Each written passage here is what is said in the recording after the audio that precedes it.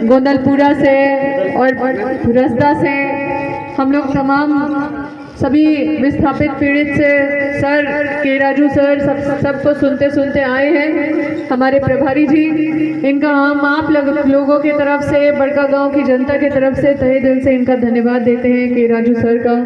यहाँ पे उपस्थित भूपेंद्र मारावी जी आए हैं जो AICC सेक्रेटरी हैं, नेशनल सेक्रेटरी हैं कांग्रेस के। साथ में यहाँ पे आए हुए हैं नवीन जी, अभी राधा कृष्ण किशोर जी भी हम लोग के साथ कार्यक्रम में थे, गोंदलपुरा तक थे, अभी थोड़ा आगे आए लेकिन कुछ अचानक से उनका काम आ गया है तो शायद से वो पीछे से आएंगे या जो भी है उनका काम है। लेकिन के राजू सर कांग्रेस के प्रभारी हैं। कांग्रेस में आप जानते हैं कि जब कांग्रेस की सरकार थी तो 2013 कानून जब आया था तो वो कांग्रेस के सरकार में ही आया था और के राजू सर का उसमें बहुत बड़ा योगदान था और बहुत ज़्यादा, क्योंकि कार्यक्रम है तो सर यहाँ पे पॉलिटिकल कार्यक्रम नहीं रखना चाहते, वो बस चाहते हैं कि आपको जो बोलना है ये संवाद की तरह होना चाहिए। इसलिए आप लोग में से 2-3 लोग सामने आके यहाँ का बात को अच्छे से रखें। कोई भाषण नहीं, किसी को कोई संबोधन नहीं। यहाँ पे पूर्व मंत्री श्री योगेंद्र साहू जी भी आए हुए हैं, तमाम गणमान्य अतिथि आए, सबका नाम नहीं ले रहे हैं क्योंकि संबोधन करना मना है। बस यहाँ पे एक ही मंशा से आए हैं कि आपको सुनने के लिए आए हैं। इसलिए 2-3 लोग ही आगे आइए जो यहाँ का विस्थापित पीड़ित है, ताकि यहाँ का जो दुख दर्द है वो इनको समझ में आए और ताकि आपको हर तरह से आश्वस्त के राजू सर करे कि किस तरह से यहाँ का समस्या का समाधान होगा। धन्यवाद। मैं सभी को हार्दिक मुबारक देना चाहता हूँ। आप सभी विस्थापित परिवार मेरा संज्ञान में है। आपका क्या तकलीफ है, क्या दर्द है, क्या मांग है, क्या डिमांड्स है, अभी तक आपका डिमांड्स का पर सरकार का रिस्पांस क्या है, आप कांग्रेस पार्टी से आपका उम्मीद क्या है, इसी बारे में आप संक्षिप्त रूप में बात करिए। हेलो, सबसे पहले आपका सर स्वागत है। इस विस्थापित क्षेत्र में मेरा नाम रियासत हसन है और मैं विस्थापितों की तरफ से कुछ बातें आपको समक्ष रखना चाहता हूँ। सर, जैसा कि 2016 में NTPC कंपनी यहाँ पे माइनिंग शुरू करी है 2016 में। इन 10 वर्षों में 4-5 गांव पूरी तरह से विस्थापित हो चुका है पूर्ण रूप से। और जो विस्थापित हुए परिवार विस्थापित हुआ, पूरा परिवार, पूरा गांव का गांव विस्थापित हो गया। गांव का गांव विस्थापित हुआ जी। और एक घर छोड़ के किधर? सर, मैं आगे उसको कंप्लीट करता हूँ। ये जो 4-5 गांव अब तक विस्थापित हो गए पूर्ण रूप से। ये जो सामने वो जो ओबी डंप दिख रहा है, उसी ओबी डंप में 3-4 गांव हुआ करता था जो अब नक्शे में भी नहीं है, जिसमें सोनबरसा, चुरचू, उरू, इतीज, नगड़ी, सिनवारी, ये सारे गांव थे और हर एक गांव में लगभग 2000-2500 की आबादी थी। 2000-2500 की आबादी थी। अगर पूरा देखिए पकरी बरवाड़ी पॉपुलेशन 2000 की होगी एक गांव में। और अगर बात करें इस पकरी बरवाड़ी परियोजना जो आपको दिख रही है सामने, इस परियोजना के अंतर्गत जितने गांव आने वाले हैं उसमें लगभग 25 गांव, लगभग एग्जैक्ट नहीं है बट 25 विलेजेस उसमें हैं। इसमें अगर पूरी बात करें तो लगभग 50,000 से ज्यादा परिवार विस्थापित होने वाले हैं, जो 4-5 हो चुके हैं और धीरे धीरे होता जा रहा है। सबसे बड़ा सवाल यह है कि यहाँ पर जो विस्थापित किए जा रहे हैं, यहाँ पे जो जमीनें थी, जो उपजाऊ जमीनें थी, उस जमीन को यहाँ बड़का गांव को धान का कटोरा कहा जाता था। मुख्य फसल धान था, गन्ना था, गेहूं था और बहुत अच्छा पैदावार यहाँ पे हुआ करता था। उन जमीनों का जो मुआवजा दिया जा रहा है वो मात्र 24 लाख रुपये एकड़ दिया जा रहा है। 24 लाख 24 लाख 1 एकड़ 100 डिसमिल में 24 लाख रुपया।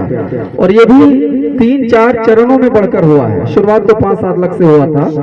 मैडम का सर का आंदोलन रहा, प्रयास रहा कि अभी 24 लाख तक गया।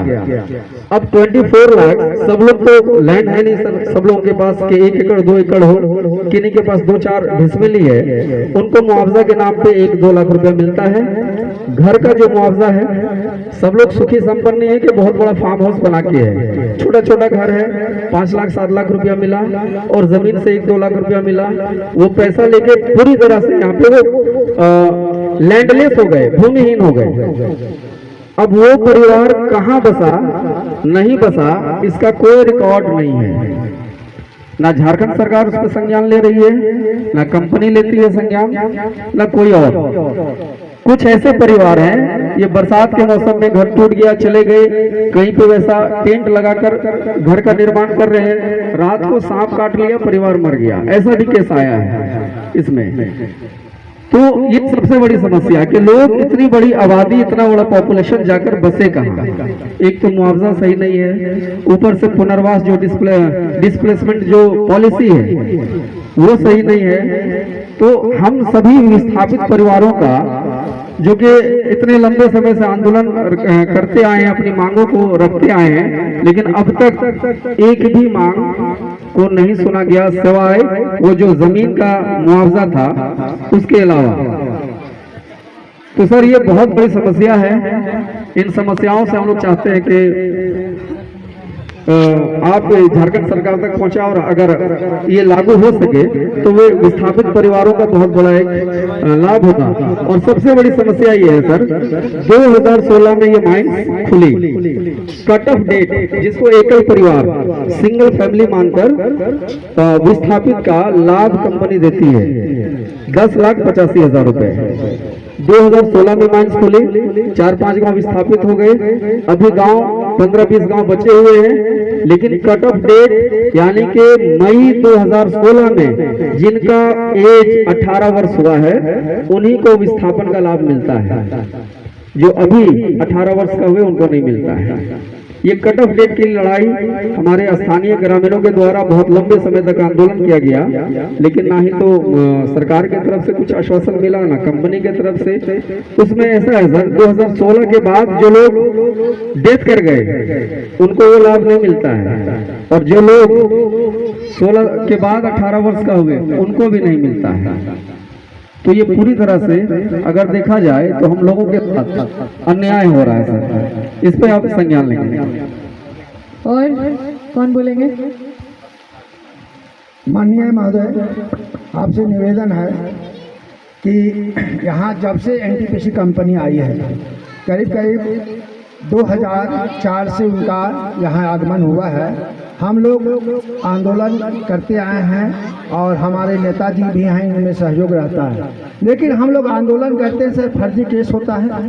दूसरा है कि विस्थापन नीति भी नहीं सर, और केंद्र सरकार में 2013 बिल कानून जो पास हो गया सर, उसी को लेकर के हमारे नेता जो जोगेंद्र साहु जी भी हैं, हम लोग भी हैं, ग्रामीण भी हैं, हम लोग कहते हैं कंपनी से कि भैया आपके साथ लड़ नहीं पाएंगे।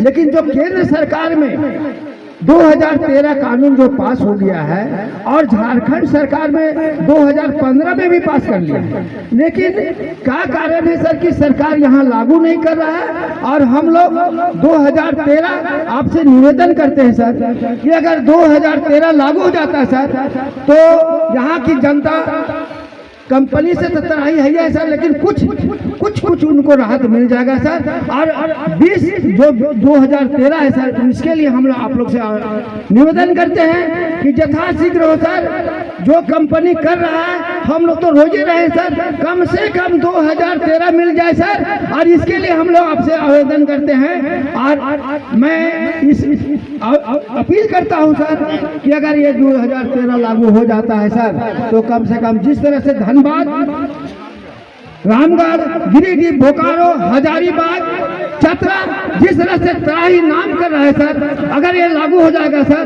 तो ये जनता कांग्रेस के नाम से सब उत्साहित हो जाएगा सर, और सब कांग्रेस में हो जाएगा सर। इसलिए हम अपील करते हैं सर कि इस कानून को लागू कर दीजिएगा धन्यवाद, सर। और इसी धन्यवाद। बातों के बाद मैं और एक दो जगह जाना पड़ेगा, बारिश आ रही, आपको तकलीफ नहीं देना चाहते। मैं आपका बात मैं सुना और रास्ता में योगेंद्र साहू ने सभी बात मेरा संज्ञान में लाया और अम्बा प्रसाद जी ने भी हर एक गांव के बारे में क्या तकलीफ है, क्या दर्द है, सभी बात मेरा संज्ञान में लाया। मैं स्पष्ट रूप से आपके कहना चाहते ये 2013 कानून में जो हक है कॉम्पनसेशन के बारे में, रीसेटलमेंट रिहैबिलिटेशन के बारे में जो हक है, ये हक गवर्नमेंट देना पड़ेगा, क्योंकि ये हक कानून से आपको मिल गया, इसमें कोई दुराई नहीं है। इसलिए वो कानून कांग्रेस गवर्नमेंट टाइम में आया, ये कांग्रेस का रिस्पॉन्सिबिलिटी है, दायित्व है आपके साथ खड़े वो कानून लागू करने में हम आपके साथ लड़ेंगे। ये बात हम पार्लियामेंट में रखेंगे, असेंबली में रखेंगे और हेमंत सोरेन का सरकार के सामने रख के ये 5 गांव ऑलरेडी विस्थापित हुआ और अगले दिनों में और 15 गांव भी विस्थापित होने सभी गांवों, सभी परिवारों के लिए जो मांग आप रखा बहुत जेन्युइन है। हम आपके लिए 2013 कानून लागू करने के लिए हम जरूर काम करेंगे। धन्यवाद, जय हिंद। बहुत बहुत धन्यवाद सर। एक लाइन में सर ने बोल दिया है और इशारा काफी है।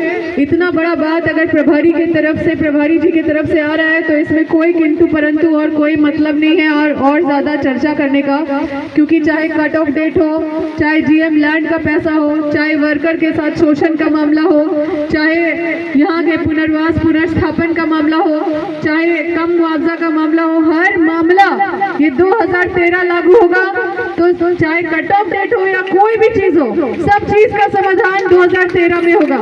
और 2013 को लागू कराने के लिए कांग्रेस पूरी मजबूती से खड़ी है और ये हम लोग के लिए खुशी का बात है कि हम सरकार के हिस्सा भी हैं। इसलिए जो प्रभारी जी जो प्रयास करेंगे तो हम बिल्कुल सफल होंगे, ये मेरा पूरा विश्वास है। आप सभी को बहुत बहुत धन्यवाद, क्योंकि समय का अभाव है और आप लोग का सहयोग मिला, इतना बारिश में भी आप लोग आए उसके लिए तहे दिल से धन्यवाद।